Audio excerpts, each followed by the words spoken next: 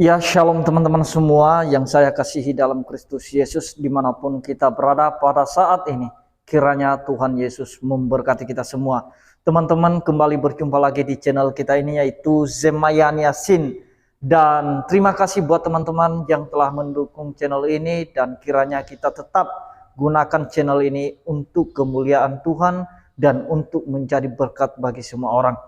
Dan pada video kali ini teman-teman, saya akan membagikan kepada kita semua, akhir-akhir ini begitu banyak saudara-saudara kita yang muslim secara diam-diam datang ke gereja, datang kepada pendeta untuk meminta didoakan.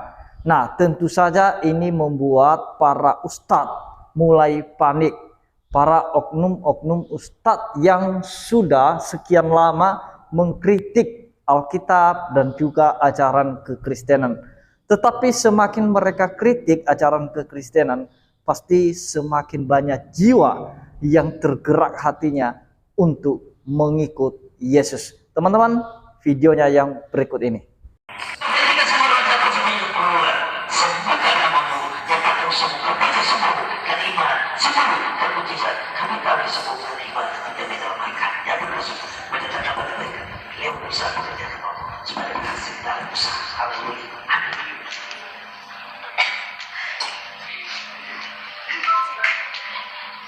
Mana itu belum sebut seberapa bulan, seberapa tahun rubah sakit penyakit itu keluar, sembuhkan hambamu, nyatakan kau sembuh, hampa saya sembuh, kan iman sembuh, kan mujizat Allah dilanggar semua dalam nama Yesus. Haleluya, amin.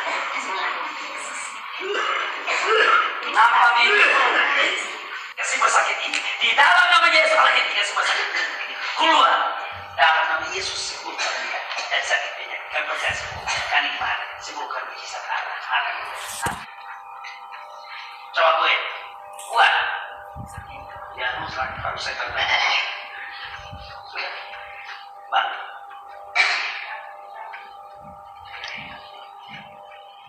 Tuhan Yesus beri kekuatan manusia. Jadi itu dia videonya secara singkat teman-teman. Kita sudah melihat ya, di mana ada beberapa orang yang pakai jilbab, ibu-ibu dan juga ada adik-adik yang mengikut dalam persekutuan itu. Dan mereka didoakan dan mereka mengalami damai sejahtera ketika mereka didoakan oleh seorang pendeta.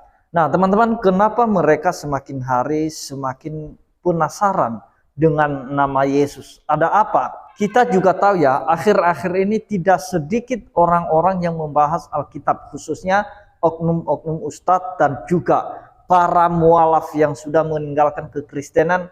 Mereka terus mengkritik Alkitab. Mereka berkata Yesus bukan Tuhan, Yesus adalah nabi, Yesus adalah manusia biasa, dia lapar, dia haus dan lain sebagainya. Nah, jadi mereka banyak mengutip ayat untuk bisa menjadi senjata mereka menyerang kekristenan. Dan juga teman-teman, di dalam masjid juga ada pembahasan-pembahasan, kajian-kajian mengenai Alkitab, firman Tuhan. Dan tentu saja ketika mereka mendengarkan ayat-ayat yang telah dibacakan oleh para ustadz, sehingga membuat mereka semakin hari semakin penasaran akan nama Yesus, sehingga mereka diam-diam bisa membuka Alkitab, bisa membacanya dan melihat keajaiban-keajaiban yang dilakukan oleh Tuhan Yesus, dan melihat kalimat-kalimat yang mengatakan Yesus adalah Tuhan. Maka disitulah mereka memiliki pembaharuan hati dan pikiran, sehingga mereka melihat kebenaran itu. Nah, jadi teman-teman, apa yang dikatakan oleh Yesus, minta apa saja di dalam namaku, itu akan dikabulkan dalam nama Yesus. Tidak pernah, inilah perbedaannya ya dengan nabi-nabi yang lain. Tidak pernah umat itu meminta sesuatu kepada Allah dalam nama para nabi. Kenapa hanya dalam nama Yesus itu bisa dikabulkan segala sesuatu? Nah, mari kita cek apa yang dikatakan oleh Yesus dalam Yohanes 15 ayat 16 sampai 17. Begini firman Tuhan, bukan kamu yang memilih aku. Itu sudah jelas dan udah clear bahwa Allah yang memilih kita sehingga kita menjadi pengikutnya. Dan kemudian, tetapi akulah yang memilih kamu, dan aku telah menetapkan kamu, supaya kamu pergi dan menghasilkan buah, dan buahmu itu tetap, supaya apa yang kamu minta kepada Bapa dalam namaku, bukan dalam nama Nabi Musa, bukan dalam nama Nabi Yesaya, bukan dalam nama Nabi Daud, bukan dalam nama nabi-nabi yang lainnya. Kenapa Yesus berkata dalam namaku? Diberikannya kepadamu. Nah, itu udah deal, itu udah clear, itu ini perkataan Yesus kepada murid-muridnya. Nah, jadi barang siapa yang menghasilkan buah, baik itu buah pertobatan, buah dari imannya, maupun buah dari pelayanannya. Kalau kita sudah menghasilkan buah, karena buah itu membuktikan bahwa kita adalah orang yang mengikut Kristus, taat pada Kristus. Jadi apa saja yang kita minta dalam nama Kristus kepada Bapa pasti akan diberikan kepada kita. Jadi kalau kita meminta kesembuhan, pasti diberikan. Kalau kita meminta berkat, pasti juga diberikan.